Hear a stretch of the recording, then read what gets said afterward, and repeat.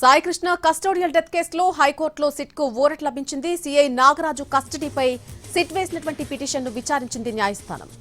Scene reconstruction కోసం నాగరాజును విజయవాడ తీసుకురావడానికి అనుమతించింది న్యాయస్థానం. దీంతో ఈ నెల 9 నుంచి 8 రోజుల పాటు సీఐ నాగరాజును కస్టడీలోకి తీసుకుని విచారించాలని ఆదేశించింది AP high court.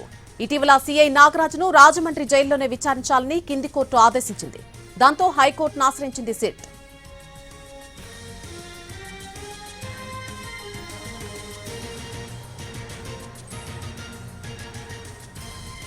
Saikrishna custodial death కేసులో హైకోర్టులో సిట్కు ఊరట లభించింది. సీఐ నాగరాజు కస్టడీపై సిట్ వేసినటువంటి పిటిషన్ను విచారించింది కోర్టు.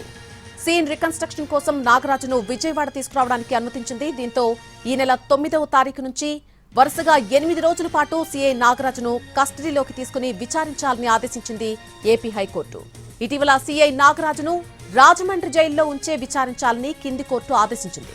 దాంతో సిట్ హైకోర్టును ఆశ్రయించింది.